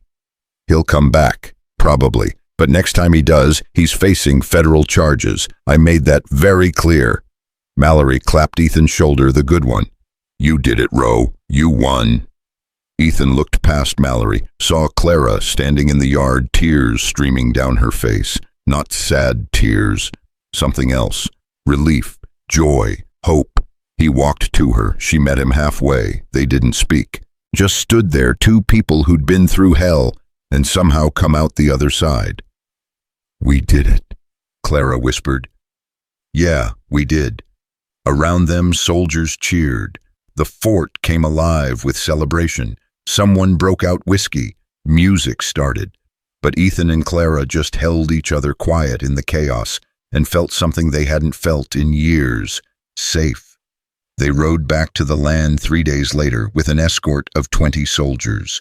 Ethan and Clara rode side by side, neither speaking much. Words felt too small for what they were feeling. The burned barn came into view first. Someone had cleared the wreckage, probably Mallory's men. The chimney of the house stood intact against the sky. As they got closer, Ethan saw the house had survived better than he'd thought. Windows, broken door torn off, but the structure was sound. It's still standing, Clara said quietly. Yeah, it is. Lieutenant Carson rode up beside them. We've got supplies coming in 2 days. Lumber, nails, glass. Captain Mallory authorized full reconstruction. You'll have a proper outpost within the month. What about now? Ethan asked. Now you make do. We'll leave 10 men here until the supplies arrive. After that, you're on your own, except for weekly patrols.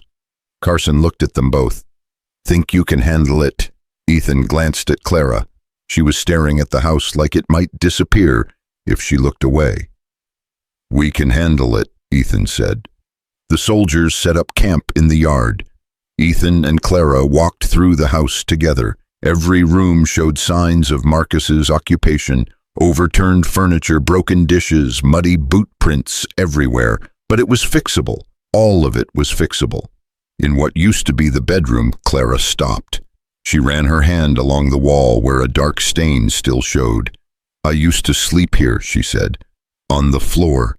Kane said beds were for people, not property. Ethan's jaw tightened. You'll have a bed, a real one. I don't need. Yes, you do. He turned to her. You deserve comfort. You deserve rest. You deserve every damn thing you were denied. Clara's eyes were wet. I don't know how to accept that. Don't know how to believe I deserve anything. Then I'll believe it for you. Until you can believe it yourself. She wiped her eyes roughly. You're too good, Ethan Rowe. Someone's going to take advantage of that. Let them try. They spent the rest of the day cleaning. The soldiers helped hauling debris and trash.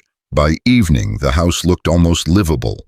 Not pretty, but functional. Clara found the old settee, the one Ethan had laid her on that first night. It was damaged, but intact. She sat on it carefully, testing the springs. This is where I woke up, she said, where I realized I wasn't dead, that someone had actually cut me down. Ethan sat beside her. You remember much from that day, all of it, every second.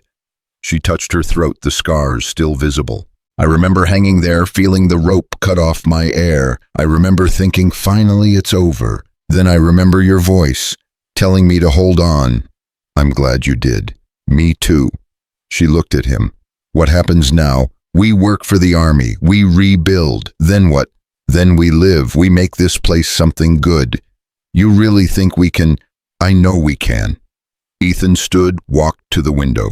Outside, soldiers were building a fire. Normal sounds, normal activities. Life continuing. We've survived everything thrown at us. Building something is easy compared to that. Clara joined him at the window. It doesn't feel easy. No, but nothing worth doing ever does. They stood in silence, watching the sun set over land that was finally truly theirs. Not in deed, maybe, but in every way that mattered. That night, Ethan slept in the house for the first time as its legitimate occupant. Clara took the other room. Ethan heard her moving restlessly, heard her get up twice to check the doors. 12 years of fear didn't vanish overnight. Morning came with hammering. The soldiers were already working repairing the fence. Ethan joined them, his shoulder protesting but manageable. Clara worked alongside, lifting posts the soldiers struggled with. "Jesus, she's strong," one soldier muttered. 12 years of hard labor," Ethan said. "Makes you strong or kills you." "Which one happened to her?" Ethan watched Clara work. Watched the way she moved, efficient, powerful, sure of herself, in a way she hadn't been even a week ago. "Both," he said. "It did both." By noon they had 20 feet of new fence. By evening 50. The work felt good, felt purposeful, felt like building instead of destroying. Lieutenant Carson approached as they were finishing for the day. "Got word from the fort. Supply wagons leave tomorrow. Should be here day after." "Good."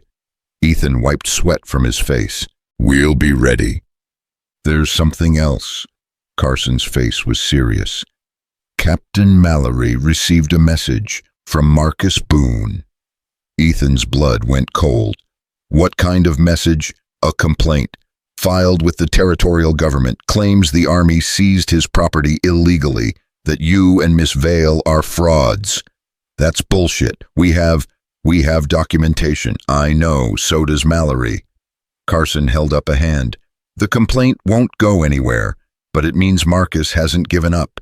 He's fighting this through legal channels now." "Which means what for us?"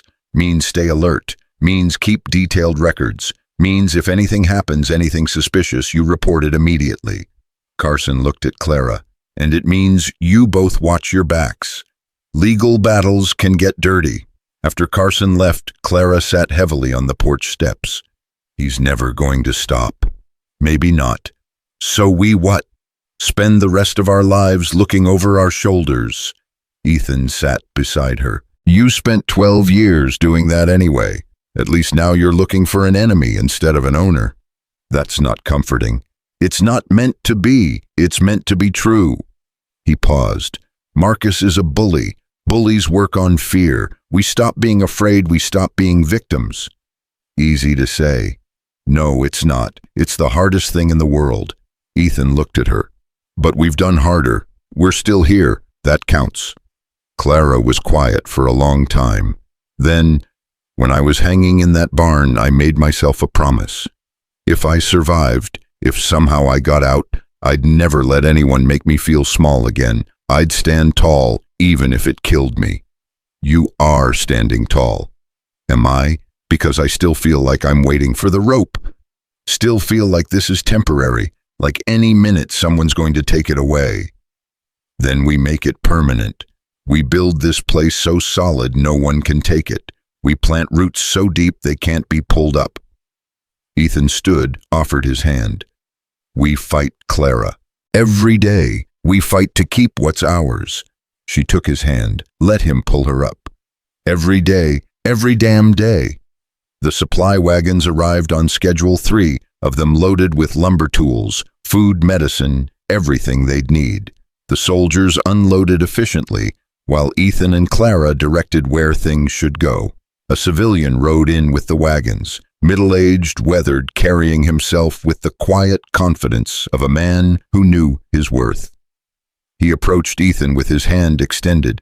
"Tom Barnes, Captain Mallory sent me. I'm a carpenter." Ethan shook his hand. "Ethan Rowe, this is Clara Vale."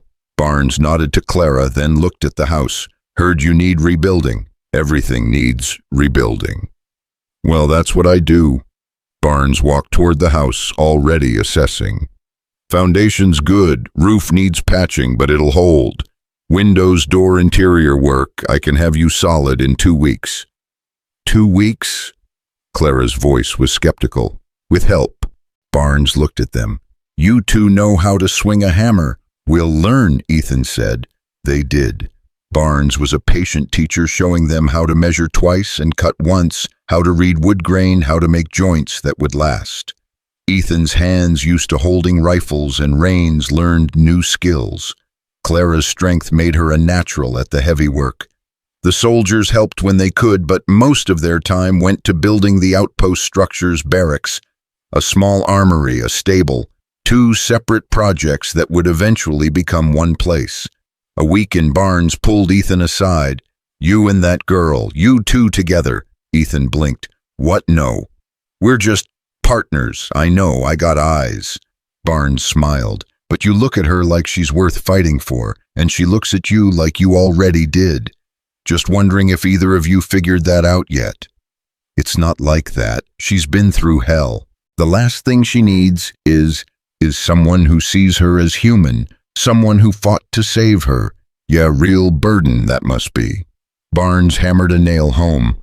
I'm just saying, life's short, especially out here. Don't waste time pretending you don't feel what you feel. Ethan didn't answer, but he thought about it. Thought about Clara's smile when she got something right. Thought about how natural it felt to work beside her. Thought about that moment in the fort when he'd realized he cared more about her safety than his own. That night, Clara found him on the porch. She sat beside him close enough that their shoulders touched. Barnes is a good teacher, she said. Yeah, he thinks we're together, romantically. Ethan's heart kicked. He said that to you too. This afternoon, when you were working on the roof. Clara was quiet. I told him we weren't, that you were just helping me because you're a good person. What did he say? He laughed, said good people are rare, that finding one who'll fight for you is rarer, that I should think about that. And I have been thinking about it. She turned to look at him. For 12 years, men only saw me as property or a monster. You see me as neither. You see me as me, whatever that is. You're Clara. You're strong and stubborn and braver than anyone I've ever met. I'm broken, Ethan. I'm scarred inside and out. I don't know how to be normal, don't know how to be anything except afraid or angry. Then be those things. I don't need you to be normal. I just need you to be you. Her eyes searched his face. Why do you need that? Because you remind me I'm still human, that there's still something worth fighting for. He paused. You make me want to be better, to build instead of break, and I haven't felt that since before the war. Clara's hand found his. I don't know how to do this, how to be close to someone without fear. Neither do I. We figure it out together. And if we can't, then we tried. That's more than most people manage. She leaned against him, head on his shoulder. They sat like that until the stars came out. Two broken people learning that broken pieces can fit together if you're patient enough. 2 weeks after the supplies arrived, the house was finished. New windows, new door, patched roof, clean floors. Barnes had even built furniture, a table, chairs, 2 beds in separate rooms. It's not fancy, Barnes said, but it'll last. Ethan walked through touching walls that were now solid, doors that closed properly, windows that let in light without letting in wind. It felt like a home, his home, their home. Clara stood in the main room, turning slowly. I never thought I'd live somewhere like this. You deserve it. Do I? She looked at him. 12 years I worked this land. 12 years I bled for it. And only now, when I don't own it, it feels like mine. That's twisted. Ownership's just paper. This is yours because you fought for it, because you refused to give up. Ethan moved closer. Paper doesn't make a home. People do. Is that what we're doing? Making a home? I hope so. That night they had their first real dinner in the house. Venison stew. Barnes had taught them to make bread. Clara had baked coffee that didn't taste like dirt. They ate at the table like civilized people, like survivors. Captain Mallory's coming tomorrow, Ethan said. Final inspection. If everything checks out, the outpost becomes official. And the soldiers leave. Most of them. 4 stay permanent, weekly patrols from the fort. He paused. We'll be mostly alone. Clara nodded slowly.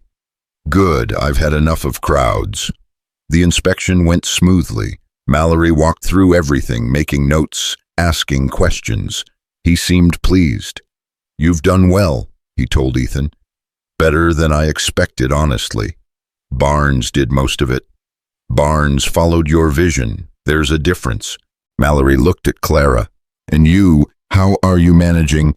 I'm managing, she said simply. Good, because I have news.